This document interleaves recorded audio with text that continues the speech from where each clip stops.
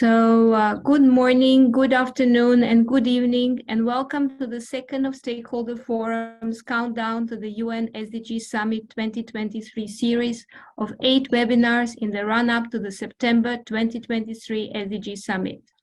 With the support of experts, we aim to review until June 2023 2 goals each month, taking SDG 17 as a cross-cutting goal.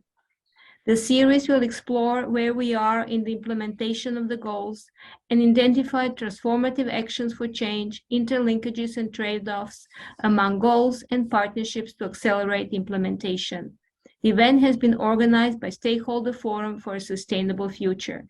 I'm Irena Zubcevic, Director of Stakeholder Forum for a Sustainable Future and your host today from New York. I'm joined by today's moderator, Dr. David Horan, Assistant Professor at Trinity Business School, Trinity College Dublin, and Advisor on SDG Partnerships and Governance for the SDGs for Stakeholder Forum, who join us from Dublin.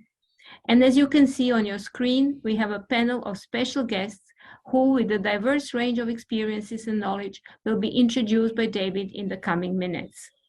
For those of you unfamiliar with Stakeholder Forum, it is an international non-for-profit NGO that has for more than 20 years been working to advance sustainable development at all levels, and you can find more information on our website.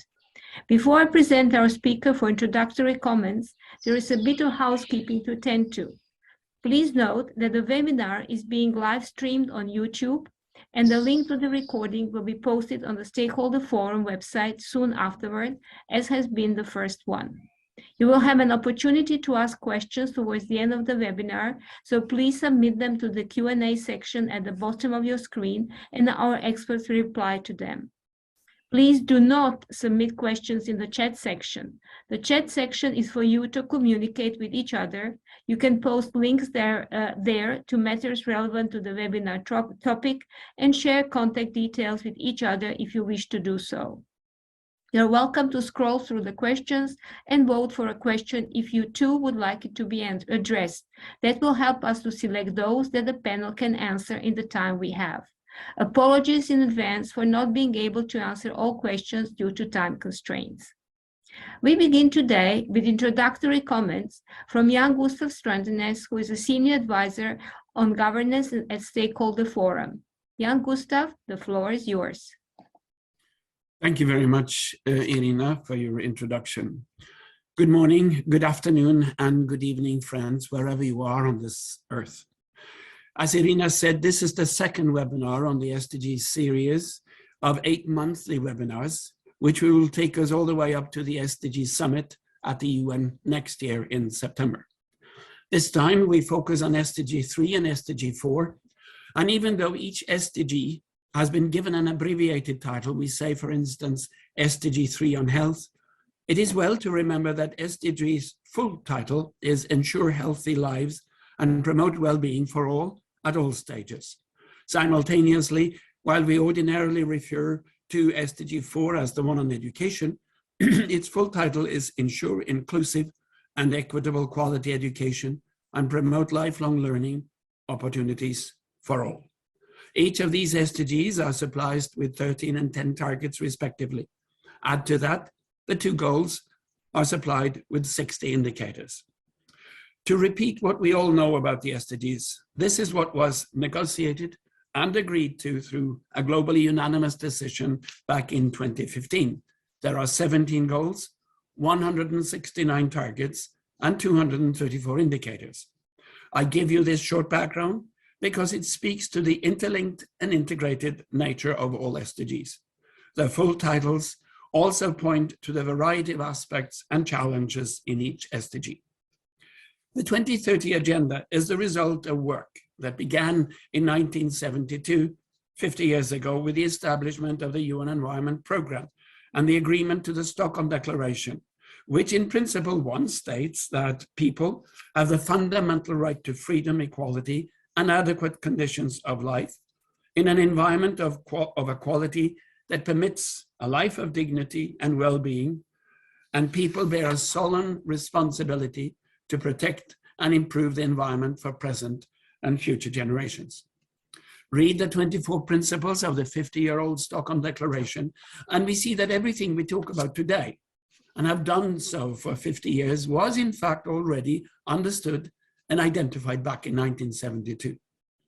Even though we have repeated these issues time and again, and each time with growing urgency, there is a huge difference today compared to the content of the 50-year-old declaration. Today, we understand the problems, we have the money available, and we have the tools to rectify what has gone so desperately wrong for too many years. And the principal tools are the SDGs. A key purpose of this webinar series, aptly named the Countdown to the 2023 SDG Summit, is to promote the establishment of communities of practice that will continue to collaborate in the lead up to the summit and beyond. Another is to rekindle the will to implement the SDGs. In fact, we have higher ambitions than merely rekindle. We aim to energize the acceleration of this implementation through knowledge acquired since 2015, all well documented in the VNR reports from each of the HLPFs. And we use the communities of practice as incubators to innovative and forceful implementation of the 2030 agenda. Each of the SDGs are relevant to everybody and everything. Who is not concerned with health? What person has not benefited from education? Can we imagine a future without good health and proper education? As we are speaking today, negotiators and civil society are meeting in Montreal, Canada at COP15 on biodiversity, negotiating a new plan to save the biodiversity of the world. By the 19th of December, they need to have an agreement. What may seem so simple, agree to save the world, is all the same a daunting task for negotiators. The UN Secretary General Guterres identified in simple terms what the negotiators and we all are up against. Nature is humanity's best friend, he said. Without nature, we have nothing and we are nothing. Nature is our life support system. And yet, he said, humanity seems hell-bent on destruction. Because we are waging war on nature, this conference, the COP15, is about the urgent task of making peace. And he continued, we need to address root causes of the destruction. Ecosystems, he said, have become playthings for profit.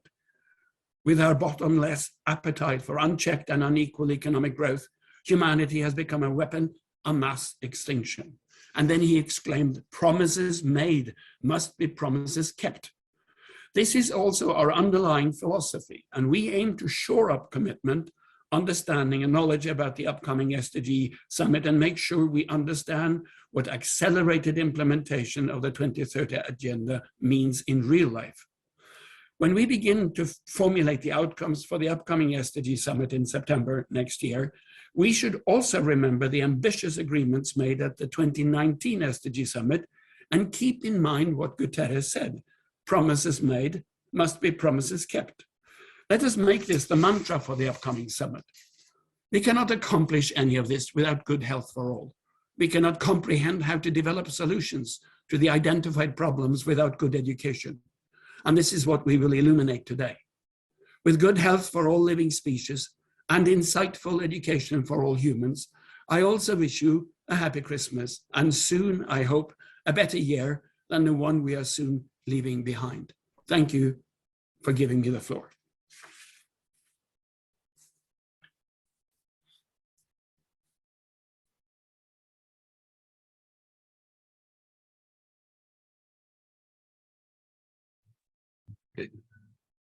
I'll jump in here. Thank you, Irena and Gustav, for your introductory comments. On behalf of Stakeholder Forum, I'd like to welcome everyone to our discussion of SDGs 3 and 4. It is great to have you all here. We have a great webinar in store for you and 9 excellent speakers for this discussion. First, each speaker will discuss the recommendations for accelerating the implementation of SDGs 3 and 4 in as holistic a way as possible. The speakers will each focus on those aspects of these goals most relevant to their expertise. We will then have a short reflection from Dervais Enzoa, former member of the UN Permanent Forum on Indigenous Issues. This will be followed by questions from the audience. Please feel free to post your questions in the Q&A box, and hopefully there will be time at the end to put some of your questions to our speakers. Before we hear from them, I will first introduce our speakers to everyone. First, you will hear from Dr. Wanda Marcotter, co-chair of the One Health High-Level Expert Panel and director of the Centre for Viral Zoonosis at the University of Pretoria in South Africa. Second, we are delighted to have with us Dr. Londre Egbende, a medical doctor and public health specialist at Kinshasa School of Public Health and co-lead on the project Building Capacity for Sustainable Developments in Fragile States. Our third speaker is a leading researcher in One Health, Dr. Katie Pelican, principal investigator and developer of the One Health Systems Mapping and Analysis Toolkits at University of Minnesota. Fourth, we are very happy to introduce a leading advocate for inclusive education and local communities, Ms. Elizabeth Moses Mullard, principal advocate at Alpha Zulu Advocates and former member of the Independent Education Appeals Panel of the London Borough at Hillingdon. Fifth, we are delighted to have with us the esteemed Professor Victoria Thorson, a former UNESCO chair and director at the Collaborative Learning Centre for Sustainable Development at the Inland Norway University.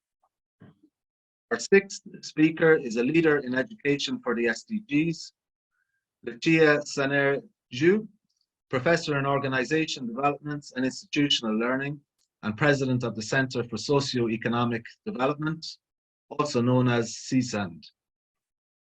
Seventh, we are very happy to have with us a leading coordinator of training for climate change initiatives, Mr. Angus McKay, director of the Division for Planet at UNITAR and head of the UNCC Learn Secretariat. Our eighth speaker is a political scientist and leader in development education, Dr. Karen Brown, director of the Interdisciplinary Center for the Study of Global Change, co-chair of the Masters of Development Practice Program and co-lead of SDG initiatives at University of Minnesota. To finish off, we will hear from an expert in scaling education innovations in low and middle income countries. Brad Olson, Senior Fellow with the Center for Universal Education in the Global Economy and Development Program at the Brookings Institution. We are very grateful to have you all here and we look forward to your contributions. I would now like to give the floor to Dr. Wanda Marcotter.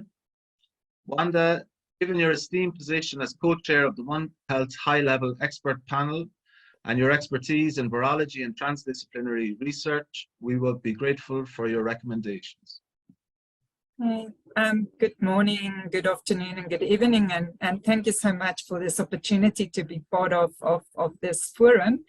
So I'm going to talk more from my role as co-chair of OLAP, advising the quadripartite on One Health matters, and specifically with a focus on prevention of pandemics. And we had some discussions before this forum, and we thought it would be a good idea to go back actually to the definition of One Health. And the One Health High-Level Expert Panel, when we were established in 2021, we rewrote the One Health definition and we actually published it. And there were specific reasons for that, because all the definitions were very much focused on specific aspects. And we really thought there was a need for a One Health definition that's really including all the definitions out there. And I'm going to go through some of that because I think as I go through it, it will link to what we need to do with the SDGs, specifically with health, but also with education, and how we can maybe look at implementation, the synergies, and also the linkages. So if you look at the One Health definition of OLAP, some of it is familiar to you. It's One Health is an integrative, unifying approach that aims to sustainably balance, and that word is actually quite important, and optimize the health, not just of people, but also of animals and the ecosystem. So it's really looking at this holistic approach and try to move away from an anthropogenic approach. It also really recognized that the health of humans, animals, and here we include domestic and wild animals, we include plants, we include the wider environment, are closely linked and interdependent. And I think with the pandemic going on during the past few years, we realized that this is really important. What is also important about this approach is that it mobilizes multiple sectors and disciplines. And this is something that we know with the One Health approach before, but what's included in this definition that's really important is communities at varying levels of society, really to work together, not just to see if there's disease or not disease, but really we're using the word well-being. And then the last part of this definition is actually really important. While we're doing this, we're also tackling other threats like the collective need for clean water, energy and air, safe and nutritious food, climate change, and contributing to sustainable development. So a One Health approach is really a holistic approach that can bring all of this together. What's quite important also with our definition is that there's certain underlying principles that we also published, and one of them is equity. And this is between sectors, between disciplines, between communities. It's really important.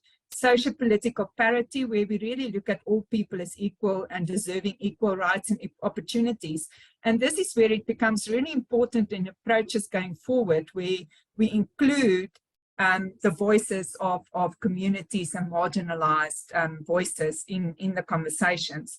Socio-ecological equilibrium is really important, where we need to look at the balance between human, animal, and environmental interaction, and really recognizing biodiversity. COP15 were just mentioned. You know, this is really important that we address biodiversity, also following a holistic approach. It's also about sufficient space and resources, and that everything really have a value in the ecosystem. That is really important. It's also about humans having to adopt sustainable solutions and recognize that we are responsible for the well-being of future generations. And then it's also about transdisciplinarity and multi-sectoral collaboration. And this is also why we're having this discussion today, where all disciplines need to be around the table. But it's not just the traditional disciplines. It's also things like modern and traditional forms of knowledge and a broad representation of perspectives going forward. And I think some of these things didn't really happen in past conversations. And it's really important, if we want to make a difference going forward and addressing some of these sustainability goals, that we also address this. There's some practical things out there. The Quad-Apartheid released the One Health Joint Plan of Action in October.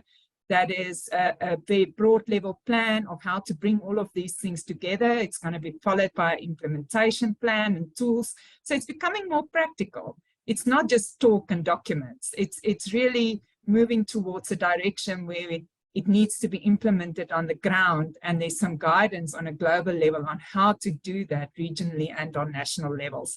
If you look at the action plan, it includes things like enhancing One Health capacities. That goes back to education, really building a correct workforce that can address these issues from a multi and transdisciplinary nature. And that goes back to education on school level, practitioners, communities. There's just so many levels where that needs to happen.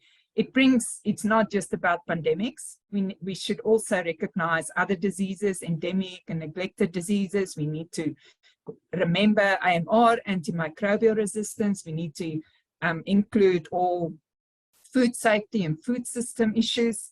It needs to include the environment. So there's a whole track bringing the environment into this picture, something that's been really neglected in the past. And if we really talk about well-being and health for all, we need to strengthen the environment in this picture, not just have an anthropogenic approach, but become more cosmocentric and really include everything in this approach.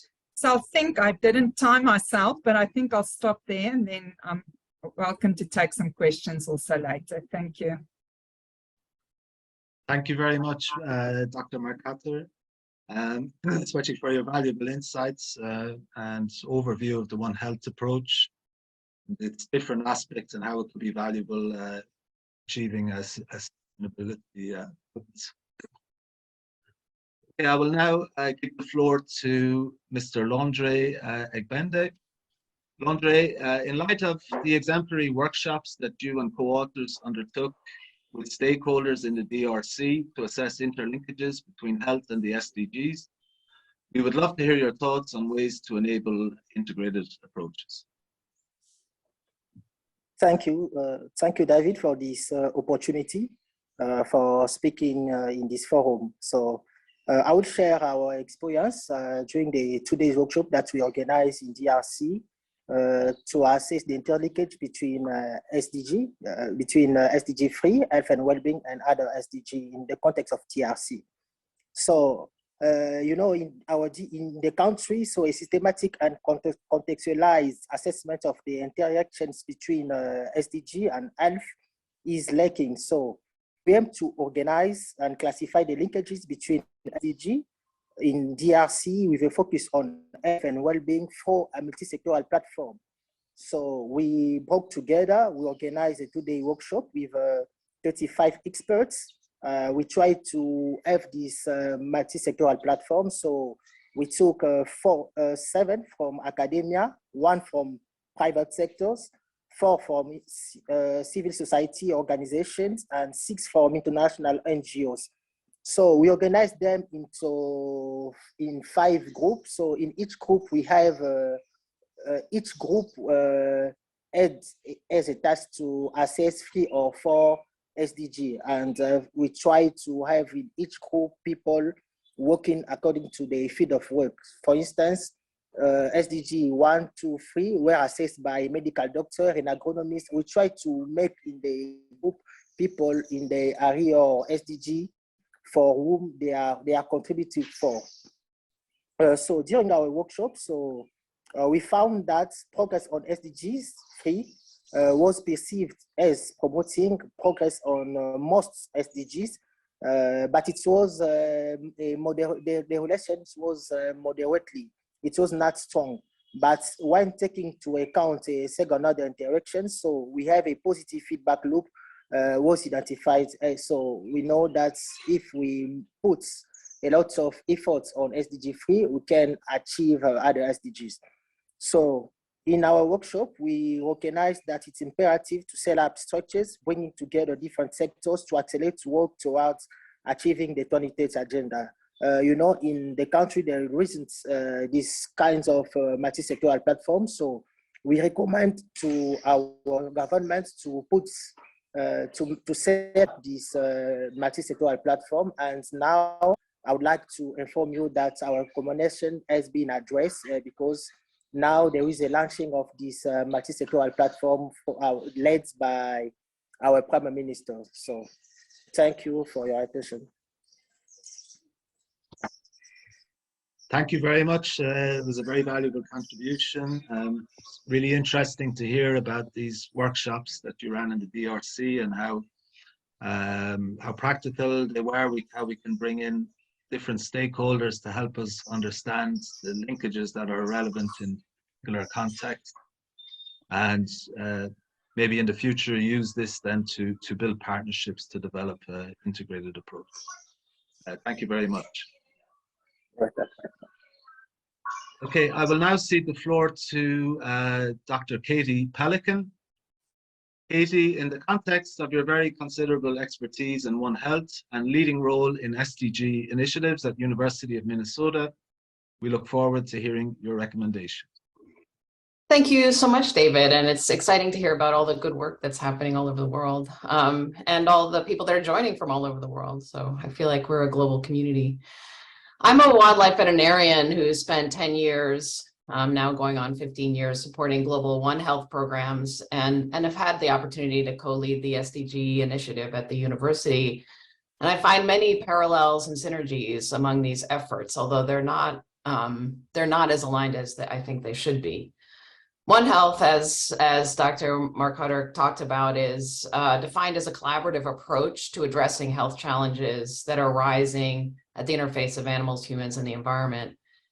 Like pandemics, climate change, pollution, biodiversity loss. I have the Speaks macaw behind me. They were declared extinct in the wild in 2019.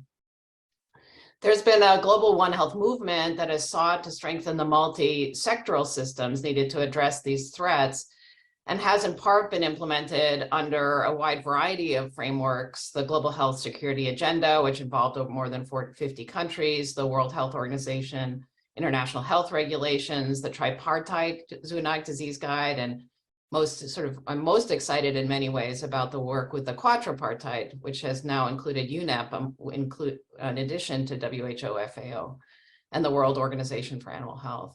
And with that, a suite of tools that are developing or been developed under the tripartite zoonotic disease guide and now the joint plan of action.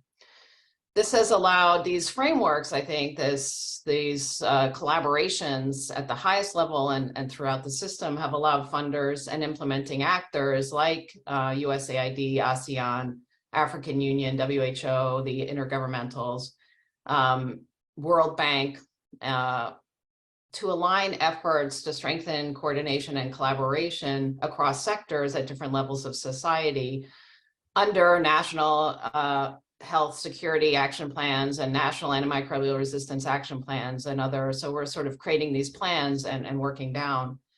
My contributions to this effort have been through two approaches. I've done a lot of work with workforce strengthening, which of course cuts across our two topics today, which I led a USAID program to strengthen workforce by working with 97 universities in 17 countries, working on multidisciplinary, competency-based, experiential training programs to support students actually going out and doing One Health together, and supporting the development of a variety of global competency frameworks, including the WHO IHR National Focal Point, that we embedded a lot of One Health work in that, some One Health frameworks, competency frameworks. We've worked with FAO on field-based One Health informed wildlife field EPI training, as well as now working with the FAO to create a wildlife and biodiversity version of that field EPI training. I've also, as mentioned, co-developed with USDA a tool called OSMART, One Health Systems Mapping and Analysis Resource Toolkit. And with that have looked at supported governments to strengthen multi-sectoral systems in their countries, in 20 different countries. This is a tool that's recommended under the tripartite zoonotic disease guide and supports basically participatory collaborative decision-making among different agencies to improve how they coordinate and collaborate.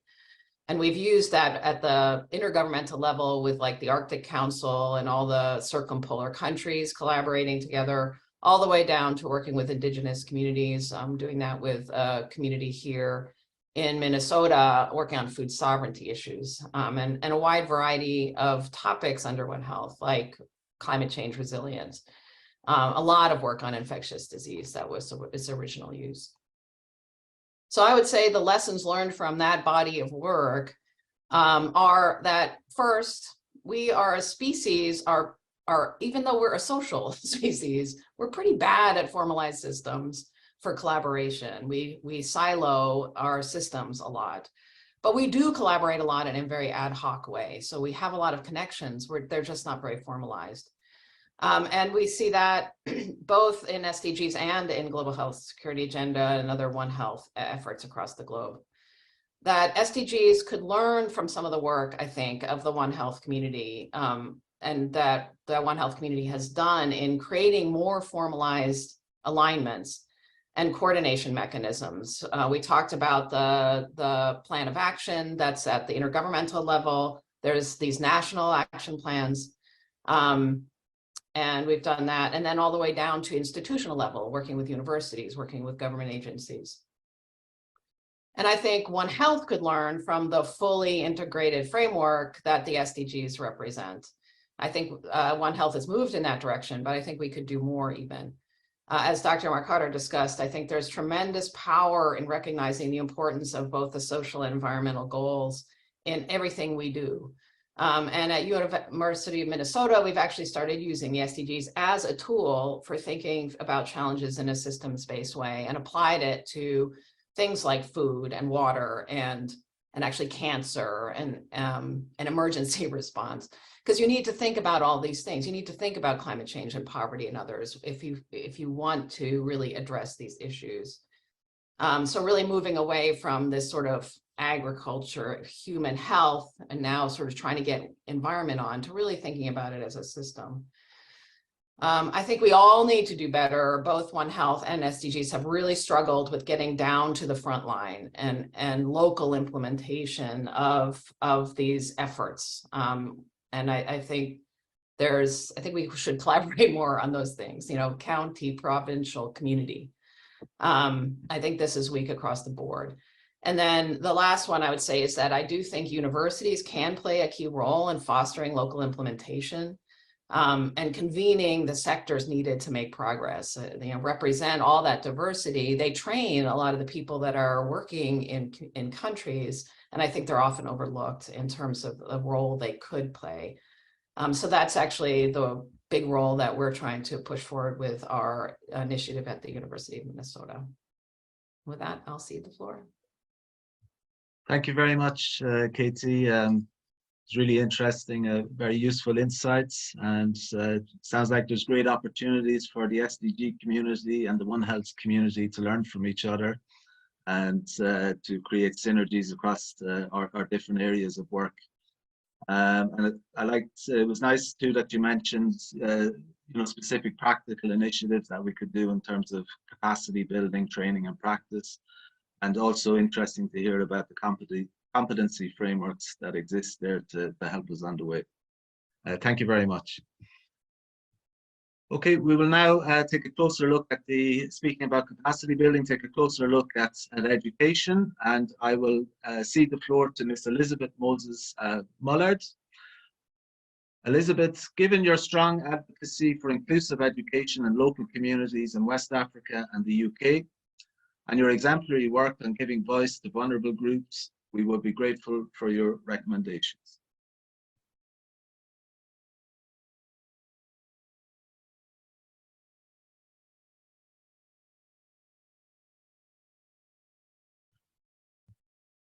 Have we Elizabeth here with us?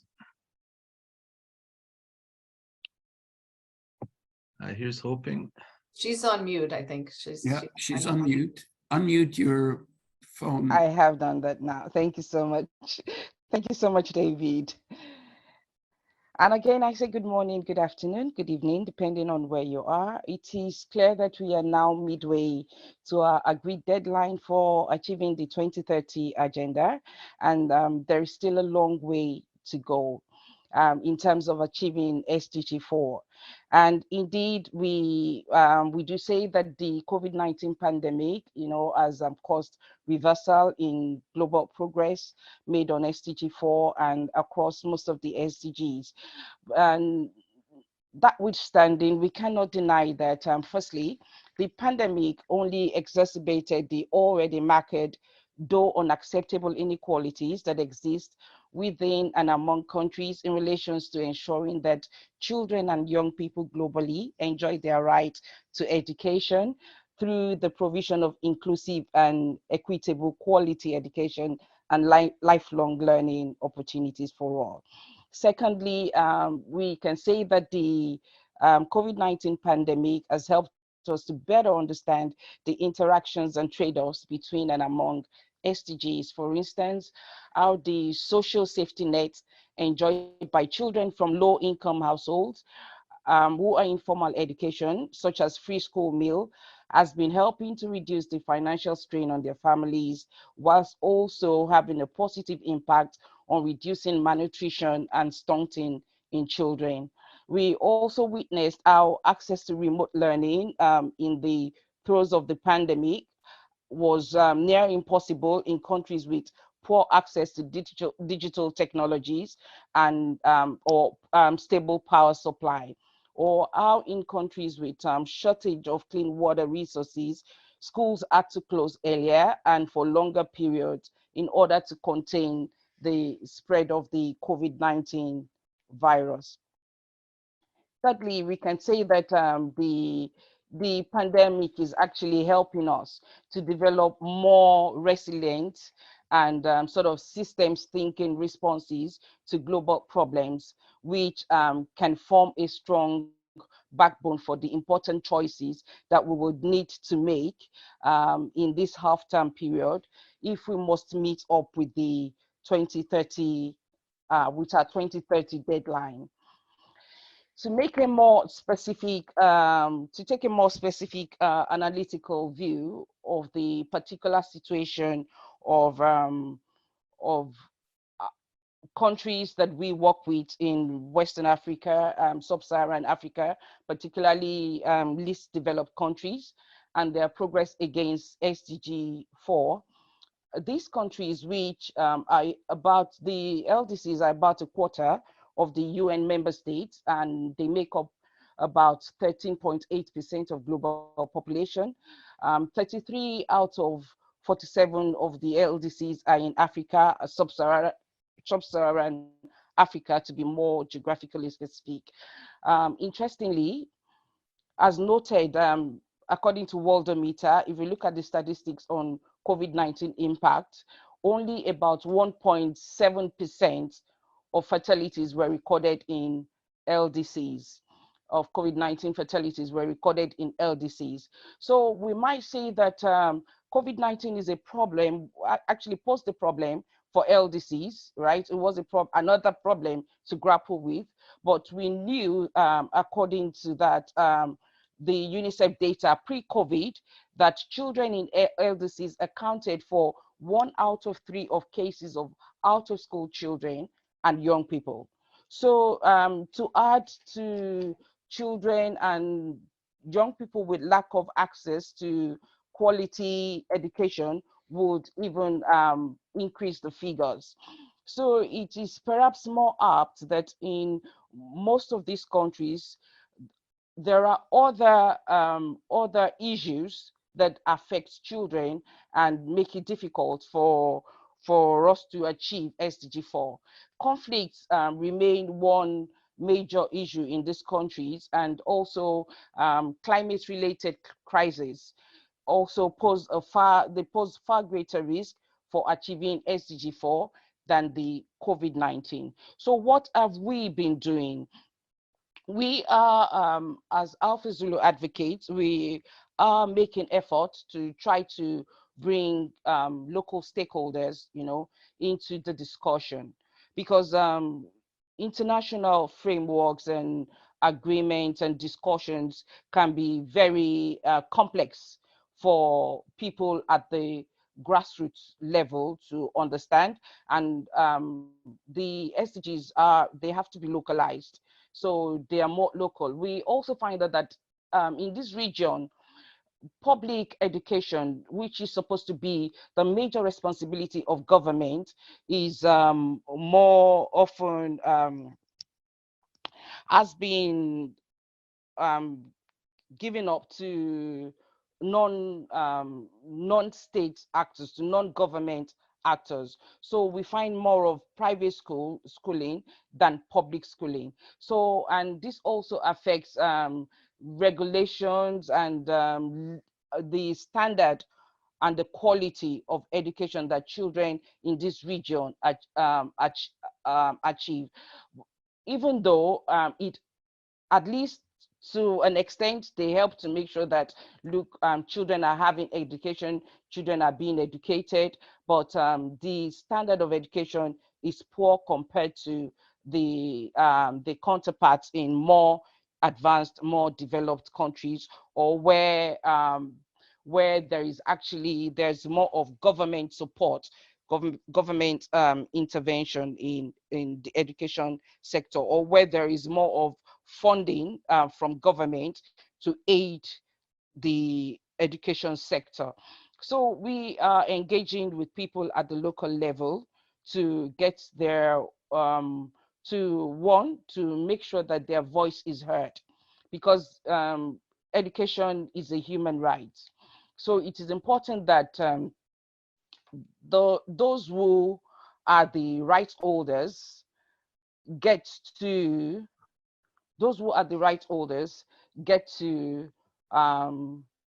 talk about those things that are important to them and how they are affected. For instance, it is possible to...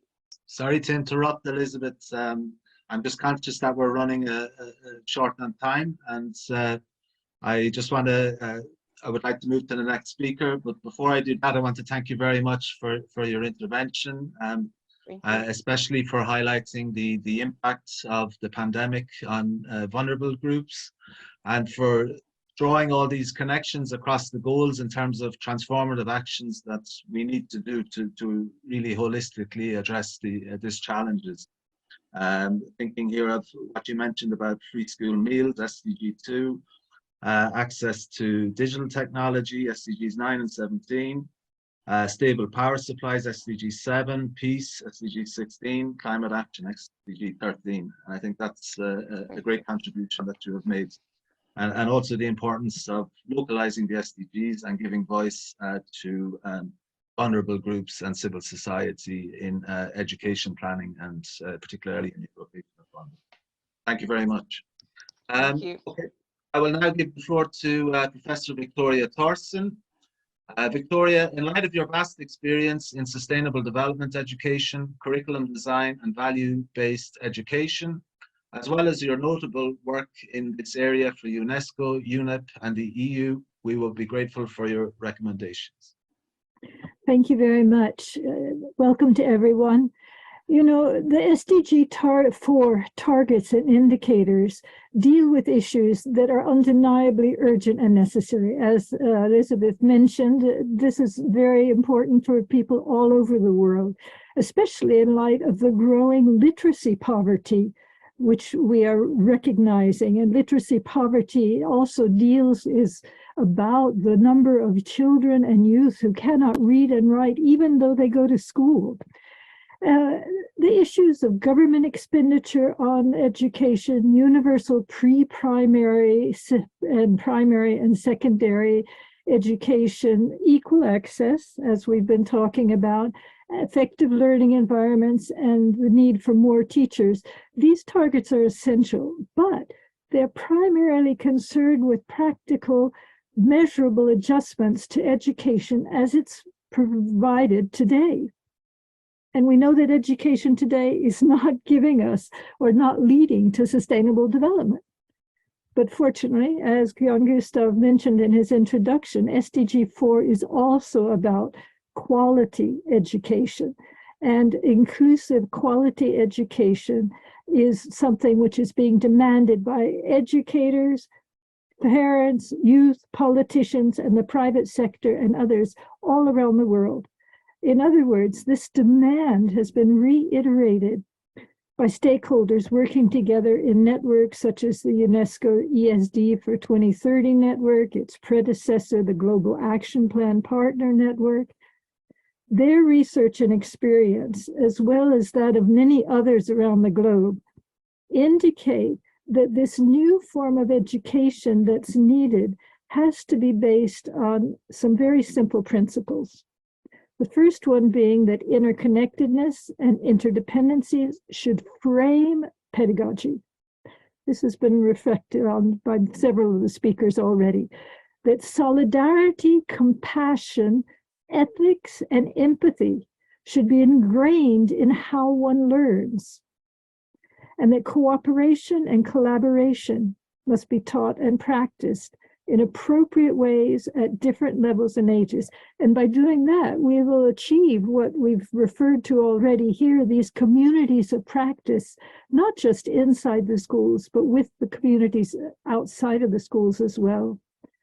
And then the principle that assessment should be aligned with these goals and should be aimed at helping the students with their growth and their learning, rather than merely the assimilation and transmission of facts and skills. And the commitments to this kind of new education they've been coming around again and again, both for the new kind of education, the quality of it, as well as the practical targets to achieve that. I mean, we had the World Forum of Education in Berlin in 2021, partly online, but it was great, participated by many leaders of education and ministers of education. Also recently at the Transforming Education Summit that was held at the UN in connection with the General Assembly. But despite this flow of commitments, of documents, of proclamations, we still have a long way to go. And I would suggest a number of things that can perhaps help hasten the progress. One is, as Jan Gustav mentioned, promises must have been made, but they have to be kept. In other words, political will and leadership have to be done by the leaders. They have to be willing to implement the commitments that have already been made. Words and signatures are not enough. Leaders have to be held to account for their commitments, and that's something we can all participate in. And then there's the wider recognition that has to be fostered of the fundamental purpose and power of education, which is namely to consult, to co-create knowledge, and to share in order to build a more united and just world. And to do so, we have to accept that learning is, in fact, a process of wondering, of wandering, of caring, and of daring, rather than absorbing more information. But this means that we need to focus more on the socio-emotional dimensions of education as well as the cognitive part, so that learners will not just feel obligated to contributing to sustainable development, but want to do so.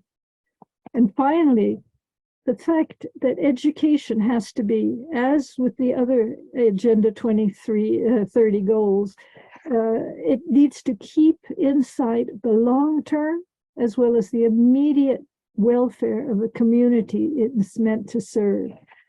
Contextuality and future thinking are essential. And there's no one-size-fits-all strategy, just as that's the case with all the SDGs, but it does require that we work together continuously to get a comprehensive and intensified systemic change in educational systems around the world. And by doing so, can help learners navigate uncertainty, help them take more responsibility to tend the planet and redefine prosperity. And perhaps that way we'll get education to beat at the heart of sustainability across all the SDGs. Thank you. Thank you very much, Victoria, for that great intervention. It was really interesting it was, I think, very important to remind us of the challenge of literacy poverty and how we need to double up our efforts to address that, but also for highlighting the importance of inclusive quality education. I thought it was interesting what you said about using linkages to frame the pedagogy, and for giving us a much greater holistic sense of what quality education could be, not just being the facts and statistical skills, but the importance of imbuing a spirit of solidarity, empathy, collaboration, and daring. The need for a wider recognition of this across society. Many thanks for your contribution. Okay, I will now give the floor to Professor Lucia Saner-Zhu. Lucia, given your significant work with the OECD on higher education, learning in school and the workplace, and your dedicated interest in raising SDG literacy, we would love to hear your thoughts on ways to account for interlinkages. Thank you very much, David, for your introduction and invitation by also Irena for this very meaningful session. And I'm also particularly glad that I'm following up on Professor Victoria Torrenson. I can only sort of raise my hands and also agree to what she's proposed. And what I would like to do is to say something about the need for an alternative governance approach, so that what the proposals that she's making and emphasis that she mentioned could indeed be reality for all. And let's remember the SDG 4 is about ensuring inclusive and equitable quality education and promotion of lifelong learning opportunities for all. Of course, if you look at the SDG report, the GSDR 2019, it was very clearly demarcated and demonstrated that SDG is fundamental to the achievement of 2030 agenda. Therefore, good governance to ensure that we are, one is that we are, sort of tracking in terms of different developments at different parts of the world or different parts of the system within a country or even a locality, but at the same time building up the data necessary for continued improvement will be necessary. According to the UNESCO's 2018 report, we know that the funding for education and SDG 4 is way from sufficient. However, with the long impact of COVID as well as the inflation, that crisis that is going on, I think to expect more resources coming for the SDG 4 probably will be a hard ask. Nevertheless, we could do something within the sector to improve the delivery, the effectiveness, so that we continue to make progress toward SDG 4. So let me lay out, some of the, good reasons or the definition that we're using here in order to propose or to a more structured quality assurance approach to governance. Let me define the three factors. One is inclusive. I think, inclusiveness we understood as access, coverage, and affordability for everybody, no matter rich or poor, or located at capital or remote area. That is a very big challenge. The second, what we understand as quality is relevance to citizenship, the labor force requirements, and lifelong learning capacities and curiosity. Without these characteristics, it is difficult to understand the concept of quality, and also difficult to make a link between the SDG 4 about education and SDG 8 about decent work and economic growth, and SDG 10 about inequality. And the necessary condition to achieve the inclusiveness and quality will be the sufficient availability of qualified and committed teachers enabled possibly by digital technology and also intergenerational cooperation and partnerships.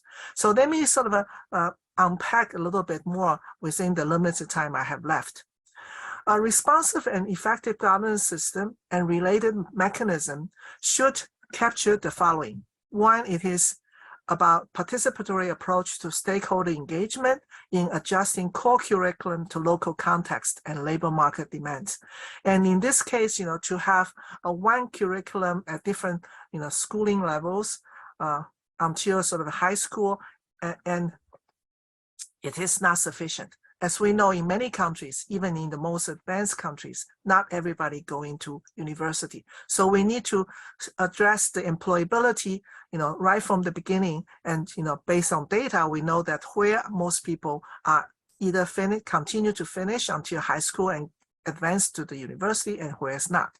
The second, I think it is very important, as we see the education is not an aim by itself. And therefore, policy alignment between national educational program and national development plan, it will be necessary. That would allow voices, not only just the societal side, but it's also economic actors and employers. The third is, we need to establish an evidence-based adjustment to local context in order to engender confidence and also higher performance of the education delivery.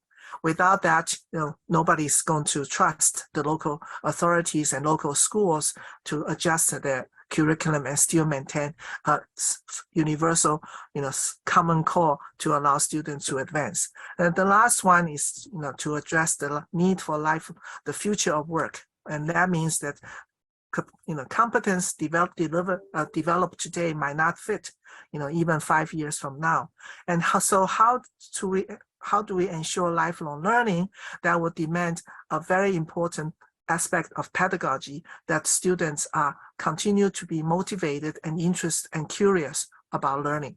Here, integrating technology could help, but we also know that almost half of the world population is still on the other side of the digital divide, and we have seen that very closely. clearly during the pandemic.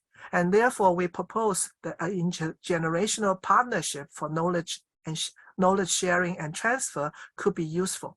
Although it might be the older generation, not everyone have higher degree. Nevertheless, they have accumulated, many experiences and knowledge from their lived reality.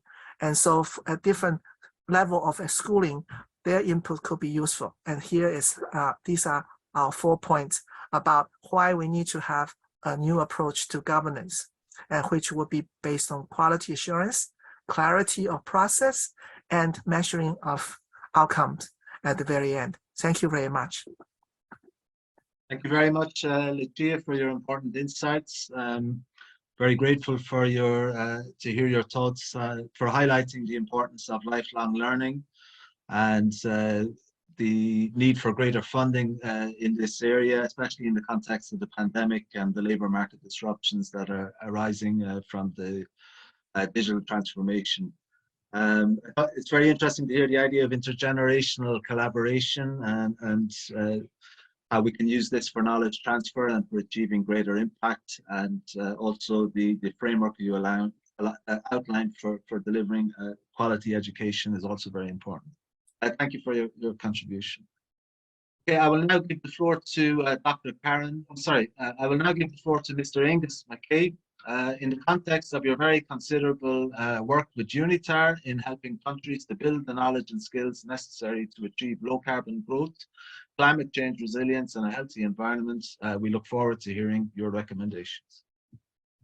Great, thank you so much, David, and thanks for inviting me, which I might add you did with expert use of flattery, which always works, as we all know. So there's a skill that is obviously very effective and current.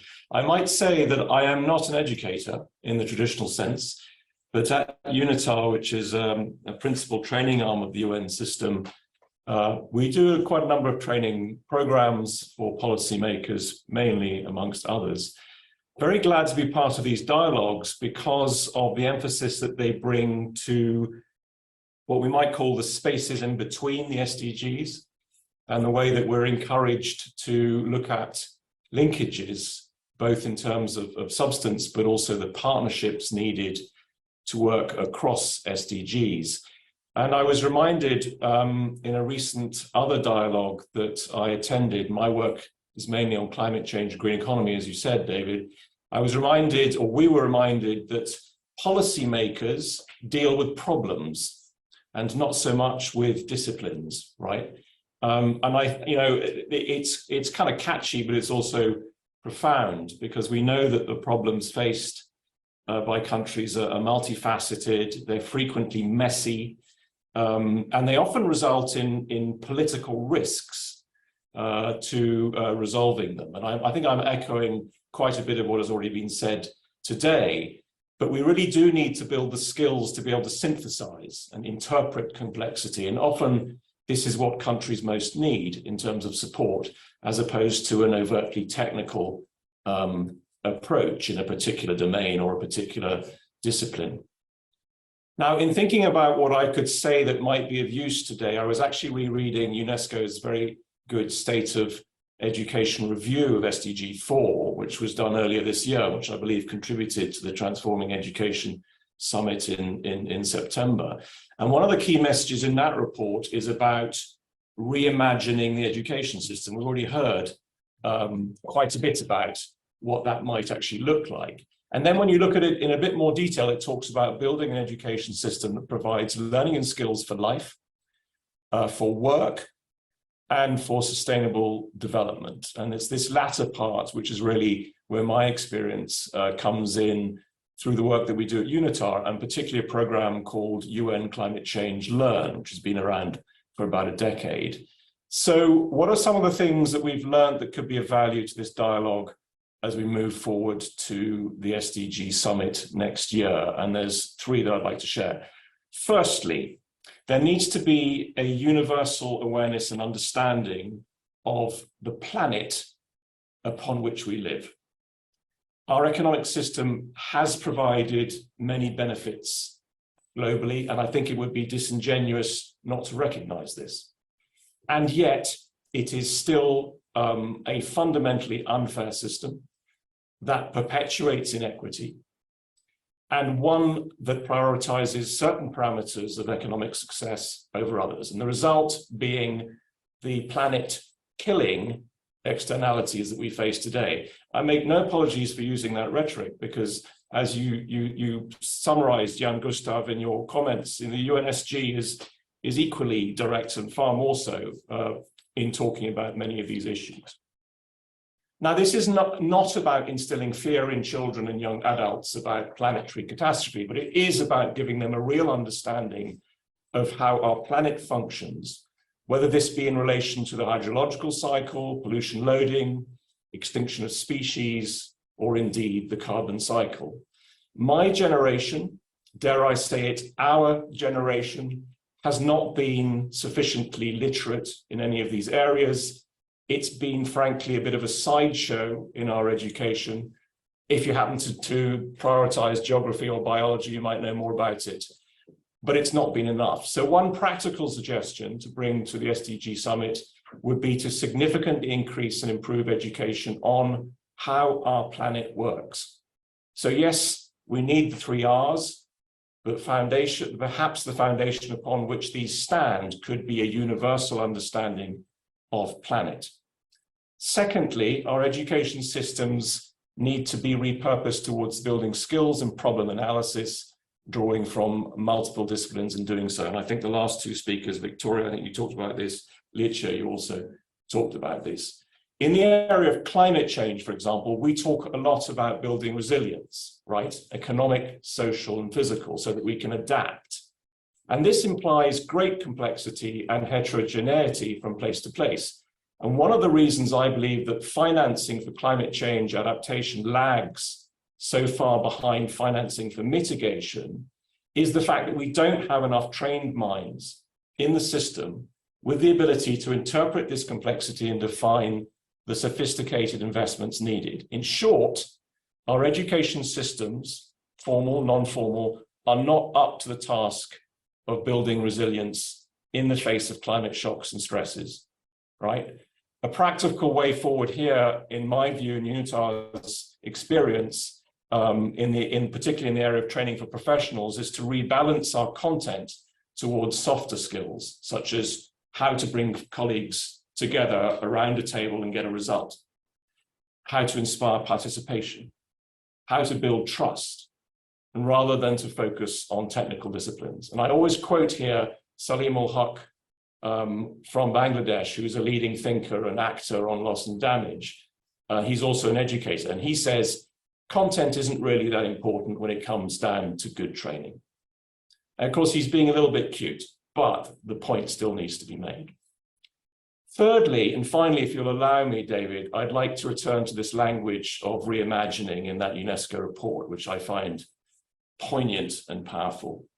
Now, when you train, you never quite know what result you're going to get because it depends on the learner, right? It's an interaction, depends on their starting point. What are their aspirations? What is their reason for being in the room? So you don't know what you're going to get.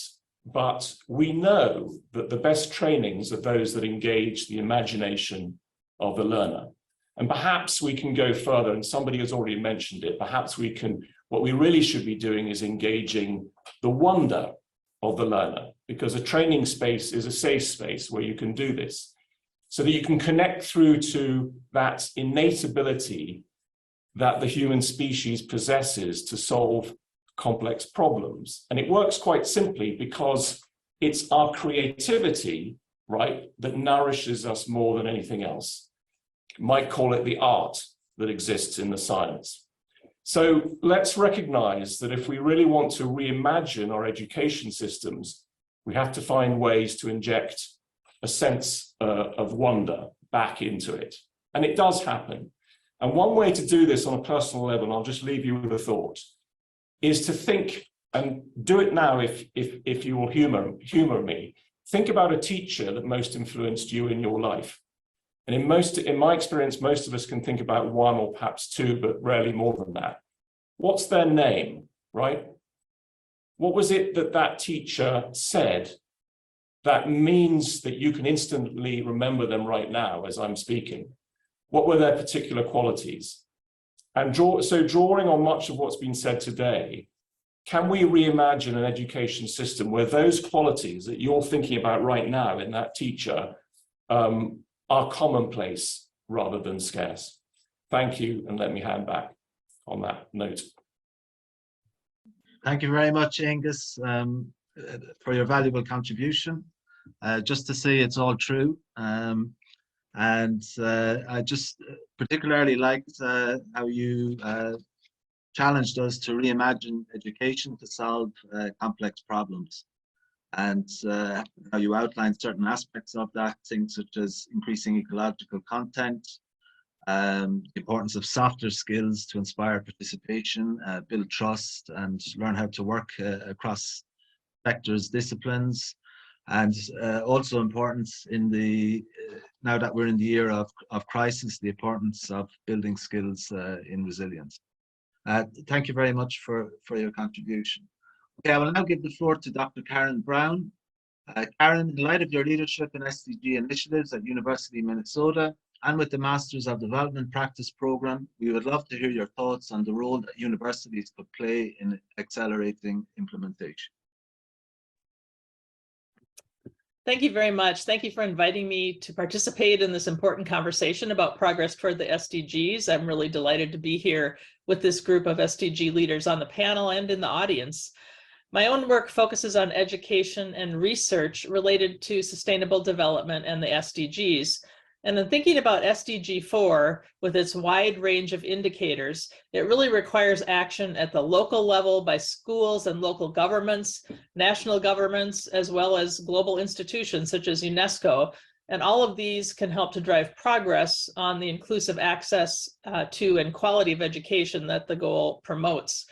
SDG 4.3 pertains particularly to equal access to higher education and looks at participation levels in institutions such as universities, colleges, vocational and technical schools. And inclusive access to higher education is a crucial goal that has been made more challenging in the context of the global pandemic, as some of my colleagues on the panel have pointed out. But universities can play a much broader role in progress toward the SDGs and the 2030 Agenda in education, as well as in other areas. Universities often have capacities and resources that are distinct from other institutions. And I want to mention a few ways that I think universities can advance local and global progress on the SDGs. So I think universities can advance the really important goal that some of my colleagues have mentioned of local implementation of the SDGs in a couple of different ways. The first way is that universities can play a very important role in cross-sectoral convening. They can serve as platforms or hosts or conveners to build connections and facilitate local action that is multi-sectoral and integrative. Universities often have connections with local and national governments, with nonprofit sector organizations, and private sector entities.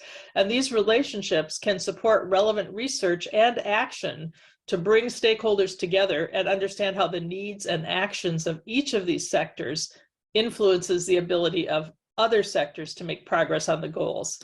And we partnered, for example, with the Brookings Institution and the UN Foundation to convene a workshop of local Minnesota leaders across sectors in sustainable development to start a dialogue on how we can move forward local implementation. A second example of how universities can work toward local implementation has to do with connecting research and teaching resources and knowledge to local needs framed for the SDGs. So for example, at the University of Minnesota, we've worked with local groups of stakeholders from different sectors to map local needs and priorities for issues such as clean water access and food security to the SDGs. At the same time, we map our own research to the SDGs. And in that way, university researchers can identify gaps, knowledge gaps that they can fill with their research to support progress toward the goals. We're also working with local governments in Minnesota to identify gaps in water research specifically that, if filled, can advance local priorities and needs on inclusive clean water access. And we're also partnering with the SDG Data Alliance to create a local data hub with local metrics related to the SDGs. So in all of these ways, the university can help to drive local implementation and progress toward the goals. And I think universities can also have broader impacts in progress toward Agenda 2030 in a couple of different ways. First, universities can partner globally in networks and build communities of practice that can help to advance the SDGs. I'll give a couple of examples of the work that we've done. The University of Minnesota partners with the European Aurora Network of Research Universities, and there we share approaches to how we can leverage our curriculum and our research toward SDG progress. How can we understand research conducted by university researchers in terms of the SDGs, and how can it support that progress? How can we make educational opportunities on the SDGs available to our students? And one example of that is curriculum mapping to the SDGs so students can identify these opportunities. Another example is our partnership with the Master of Development Practice Global Network, which is a network in all regions of the world of universities offering master's programs in sustainable development practice. And these universities all work together and learn from each other on how best to educate students to be leaders in the sustainable development space.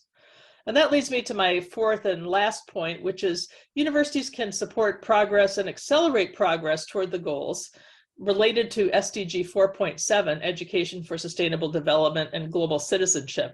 I think universities have a central role to play in education for SDG leadership.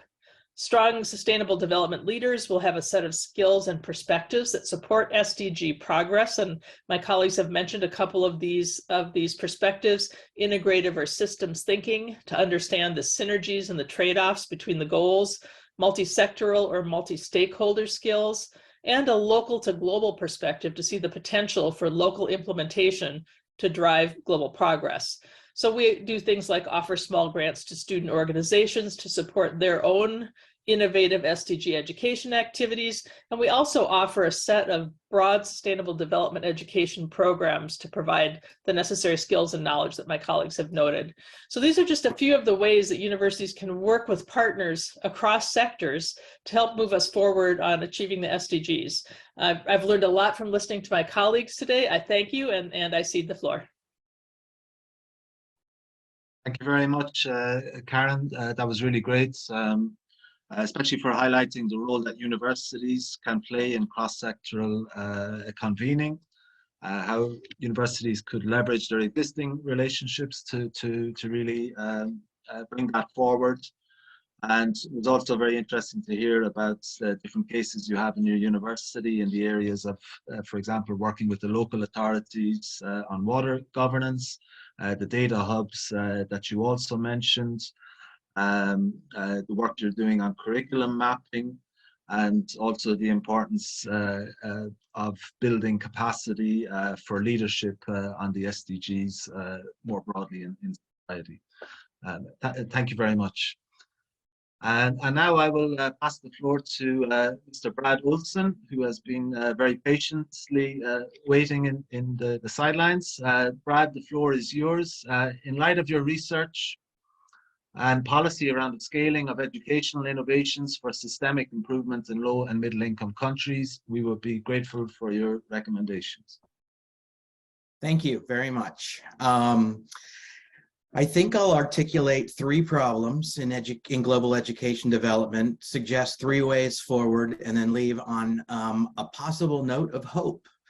I work at the Brookings Institution in Washington, D.C., and I lead a GPE and IDRC-funded education development project called ROSI. It's a multi-year, multi-country education initiative in which my team and I have been studying alongside 15 regional and global teams who are working to implement and research promising education innovations in 30 low and middle income countries. Each team's goal is to embed its own promising education innovation for lasting use in one or more countries. Essentially, that's what we might call education innovation scaling for impact.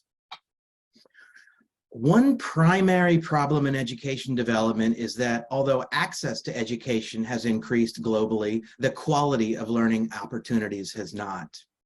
A second primary problem is that there's too much fragmentation among groups and education solutions. And a third primary problem is the dominance of a short-term project mentality. In other words, lots of single-point education solutions that are developed, piloted, implemented, and then soon run out of money and left to fend for themselves. Instead, I believe there's a need for education innovation scaling, systems transformation, and an honest restructuring of the whole incentive ecosystem around lasting educational improvement. And having been studying educational improvement in these 30 low and middle income countries for a few years now, I really think that there are three particular things that we might consider implementing as we move forward. One of them is we should focus our global trends and all of these multilateral organizations and expert partnerships with an emphasis on learning about local needs and local expertise and working to build those out and bolster them rather than import and implement educational interventions from an increasingly narrowed global list of education solutions. I believe that going too far in either direction risks errors.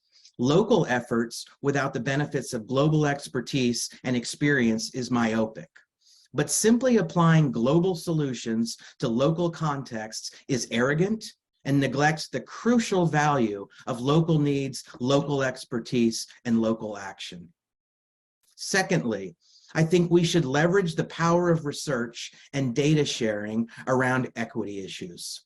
This means strengthening educational data collection and analysis systems in countries, offering capacity strengthening on how in-country data professionals can analyze and use the collected data, and incentivizing the disaggregation of data for tracking equity progress in order to find out who is benefiting and who is being neglected in the education efforts being scaled. When research can highlight and talk about equity concerns, equity issues can move past mere platitudes into real action. And not just around rural education and gender equity, although those two areas are incredibly important, but also around accommodating learning disabilities and differences in a robust way, and attention to ethnic minorities, religious freedom, and LGBTQIA issues.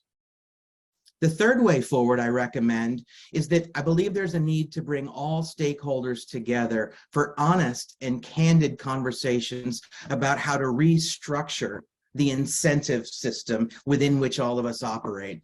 This is because it's difficult to organize and act for long-term embeddedness of an education innovation when the incentives are not aligned. Governments and bureaucracies speak of long-term impact, but electoral politics are structured for short-term project implementation.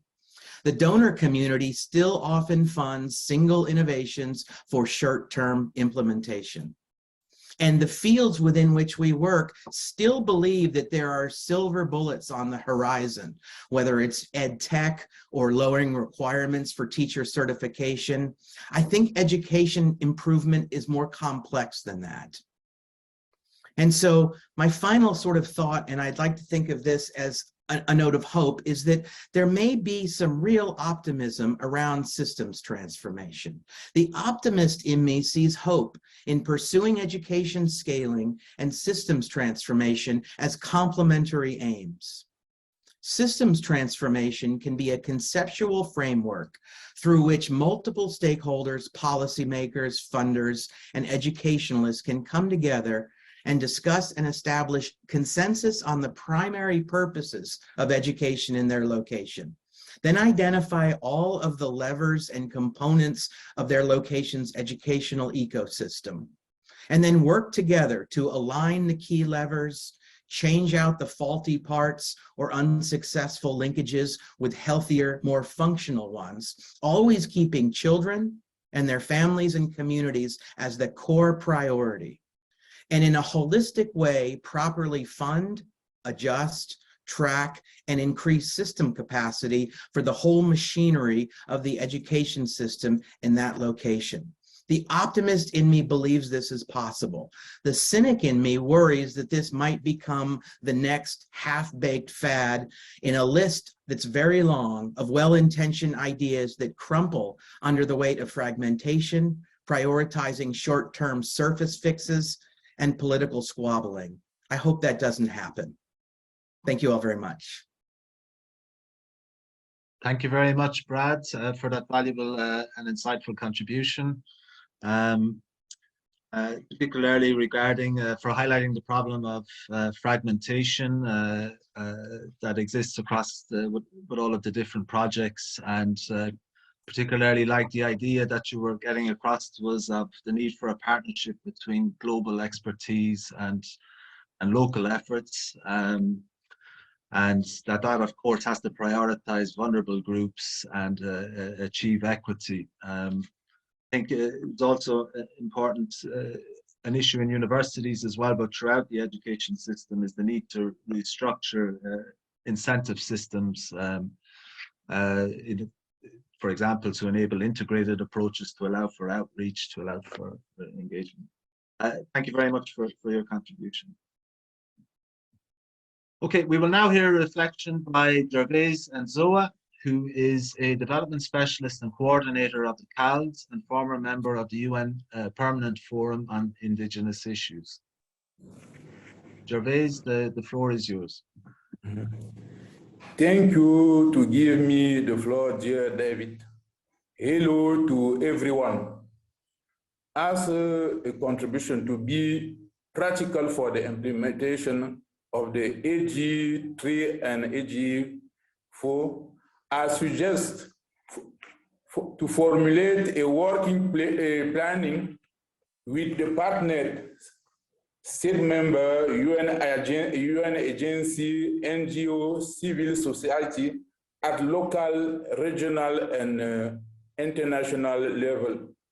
Regarding the SGF3, matrix of the working planning can be: 1, activity; 2, objective, result, indicator, method, and tool of verification, period, party, budget, and logistics. Element of component SG3 can be, we can have target 3.1, 3.2, 3.3, 3.4, 3.5, 3.6, 3.7, 3.8, 3.9. Regarding SG4, element of the matrix can be activity, result, indicator, method, and tool of verification, period, party, budget, and logistical. Element of component can be, we can have target 4.1, 4.2, 4.3, 4.4, 4.5, 4.6, 4.7. The result of the working plan, the result of the working planning can be a tool of the focus during the SDG Summit with state member, UN agency, NGO, civil society. Thank you so much.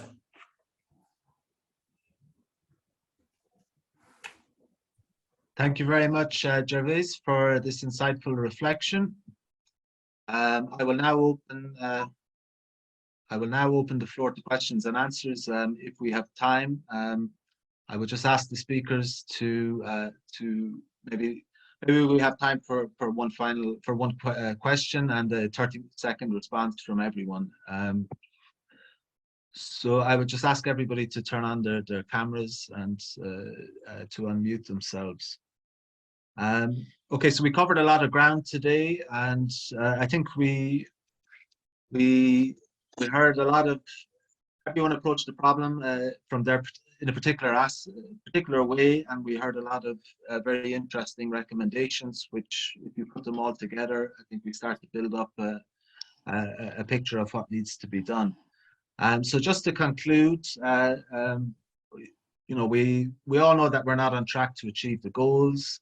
We also know that we've entered era of crisis where progress is going to be harder to achieve and maintain. Based on your vast knowledge and experience and your contribution today, in 30 seconds, please could you summarize what you think really needs to be done to drive implementation and achieve integrated approach?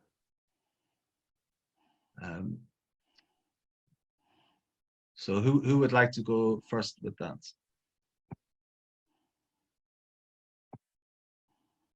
I'll go. Thanks, Elizabeth. Thank you. I still maintain that COVID-19 is not the major reason why about 47 countries of the least development, 47 least development countries have not really progressed on SDG 4. There are other issues that we need to look at beyond COVID-19. Quite all right, in terms of COVID-19, we need to be more prepared for future pandemics and, you know, such crises like the COVID pandemic that we had. And but we need to look at other areas where the problems are. Governments need to take greater responsibility. There needs to be more funding, and also more developed countries and the richer countries need to look at how they can help these poorer countries and these least developed countries to achieve their plans for SDG 4. So this we need to do, and we also need to ensure that we are engaging all stakeholders. We need to build trust to achieve SDG 4. This is important. Thank you. Okay, thank you, Elizabeth. Who would like to go next? I can jump in, David. So I would say, you know, one of the most important things to advance progress is to connect the global framework to local implementation on the ground. And I think a number of us have talked about how important that is. And so I think drawing on and convening across all sectors to make progress at the local level and to see how local needs and priorities fit with this global framework is absolutely crucial toward progress toward the goals. And I think institutions like universities, but many others, can play an important role in facilitating that local implementation. Thanks for that, Katie. Would anyone like to follow that up? Yeah, I can follow that up. I think it's very essential that we share our experiences, that we build networks, that we don't let the whole idea of education in particular or health become something that belongs to the experts. You know, after the MDGs, the Millennium Development Goals, were finished, education was hardly on the table. It was so, you know, some of us were afraid we weren't even going to get a sustainable development goal on education because there was very little focus on that. We need to share our experiences, to help each other, involve other people. And like I said in my presentation, that's not an easy thing. You know, learning how to listen and to consult, and also to dare to have these ideas and hope that we can create something new in all parts of the world, not just in our own backyard, but in the countries that need it, different things than what we need, but working together, we might achieve. Thank you, Victoria. Anyone like to follow that up? Yes, I will jump. Thank you, David. So for me, all SDG are very important, as well as SDG 3 and SDG 4. But we need to work together for a multi-sectoral platform if we want to achieve the 2030 agenda. So most recommendation will be to set up this sort of platform in each country. Each sector needs to work with other sectors for achieving the SDG. Thank you. Great, thank you, Landry. Is there anyone who would like to add to that? Yeah, let me add just a reflection, if I may. I don't want to try and sort of synthesize, but I just listening to the discussion today is very helpful. I was reflecting on the One Health approach presented by Wanda, and I think also Katie spoke about it. And this is an area I know less about, so it's the bit that I find most interesting. And again, I thought it was fascinating to hear you talk about health in a very multidisciplinary way, and also that there are different types of knowledge and learning needed.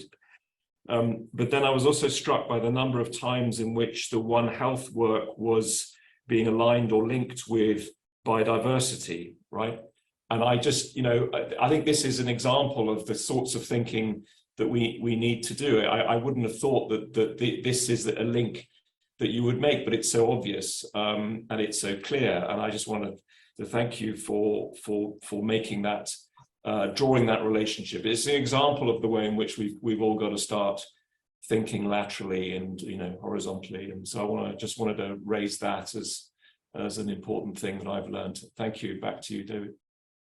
Thank you. Anyone like to add a final remark?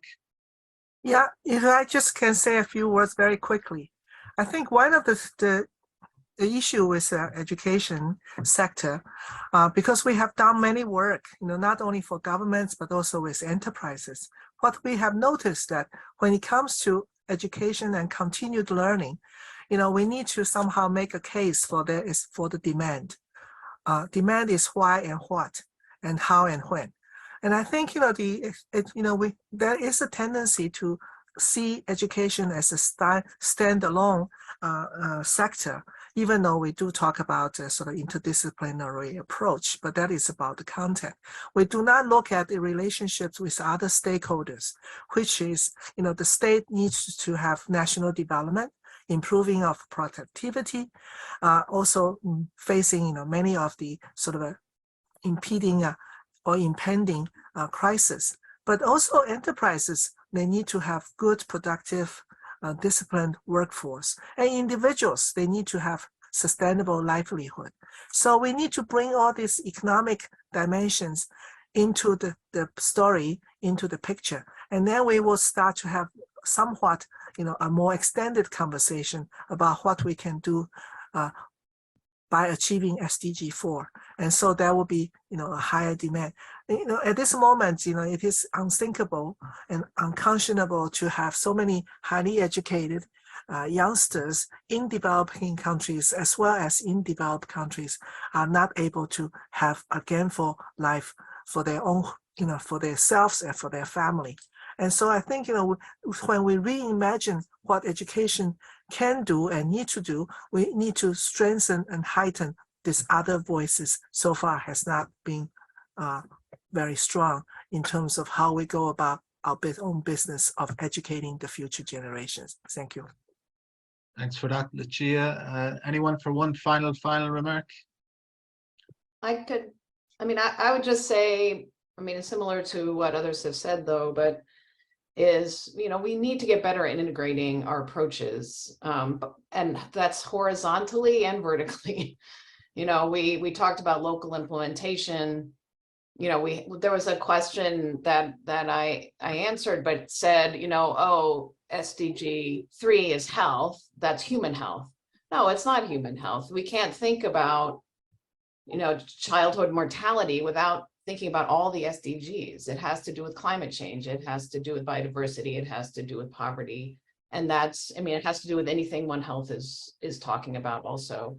So, and that means both formalized and informal to me. We need both grassroots. We need to draw on indigenous knowledge, as someone mentioned, but also create these formalized systems. And I think One Health has maybe done a little bit better at that, formalized collaborations, systems that integrate. And so, that's what I would say is I think we have some things to learn from each other. And, all the way from the funders and the intergovernmentals all the way down to the community level, we need to be more integrated in how we're thinking and acting to achieve these. Thank you very much, Katie. I fully agree. We need to systemize learning on how to work together across boundaries. We need to incentivize it, bring it across all sectors of society. Okay, There are a lot of really interesting comments and questions in the Q&A, and I sincerely regret that we won't get around to them today. Just to conclude, I want to thank everyone for participating. It was a very fruitful discussion, and I hope everyone has a safe and peaceful holiday season, and I'll hand it over now to Irina for closing remarks. Well, thank you, David. I'm not Irina, as you all can see. Irina had to go to a meeting at the UN, and she asked me kindly to read what she had prepared as a closing statement. Let me just first say one thing, because I've been in this game all my life. We know that MDGs made lots of progress, despite what critical people will say. Back in 2013, I was discussing with a friend of mine, very well-known person in Norway, also engaged in politics of environment, sustainable development, and security. And he told me that I should shut down and not talk so much about the SDGs, because that's not where things were going to be happening in the future. Well, I think today's discussion and panel has proved him wrong. I also think that whatever we are doing with the SDGs every year has proved such a sentiment wrong. Today, I heard more information, and I got to learn more things that I think that's also reflected in all the questions and comments that we have seen. I have heard interlinked, I have heard integrated, indivisible, I have heard the need to localize, I have heard multi-stakeholderism, I heard that research can be an incubator, and the university certainly can be. Reimagine has been a word that's kept repeating, and also, of course, to my heart, hope. And also the fact that health reaches all SDGs. We knew that in theory, and we now know it in practice as well. And we keep progressing better and faster, I think.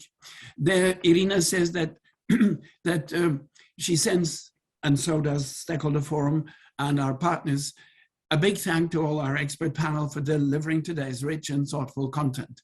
And as mentioned earlier in her introduction, the webinar has been recorded, and recording will be posted as a video and as an audio podcast on the Stakeholder Forum website very soon after this is over, and where you also have a recording of our first webinar. In addition, the Stakeholder Forum team will prepare a summary of this and future webinars for inputs to the United Nations SDG Summit in 2023. Lastly, we hope that you will join us on